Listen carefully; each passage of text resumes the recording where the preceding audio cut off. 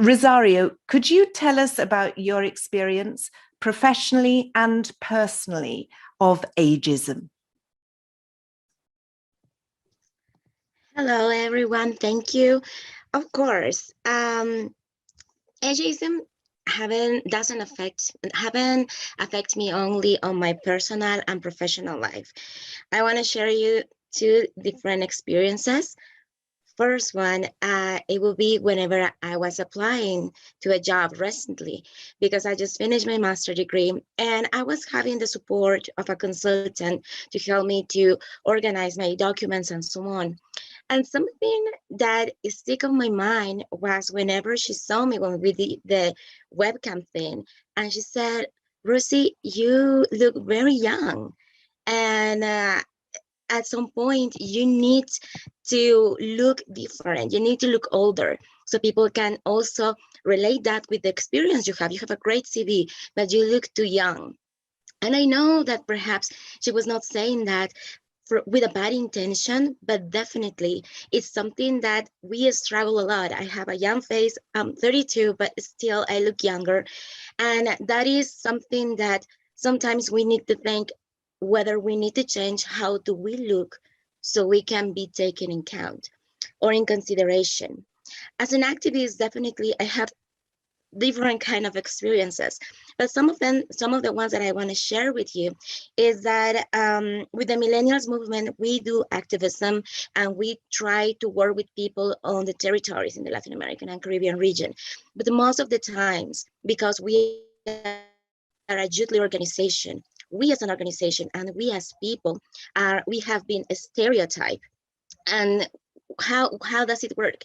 We are being stereotyped as you are the social media people, you are the people who carry out, or like not to carry out even, to only serve as volunteers for certain projects and so on.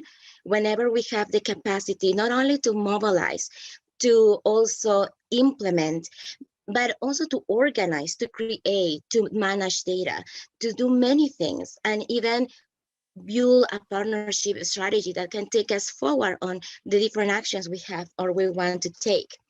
And that is not the only thing. At some point, as a youth activist, as a youth leader organization, we have to take ageism as one of the risks or something that we need to be prepared of to struggle with every single time we want to interact in our society.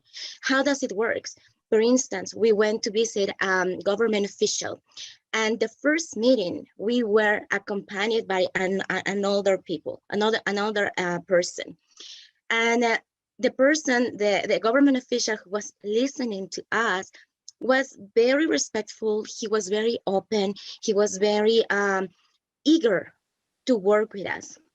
Next meeting, unfortunately, this person couldn't go with us, and we were not heard. This person was not polite at all and even questioned the real reasons why we wanted to work with them. And then you see the difference whenever you have to have someone older in order to back up the work you are doing. Definitely, this is something that um, now we take as part of our risk assessment, something that we are prepared for and we plan ahead for, but it's not necessarily how it's supposed to be.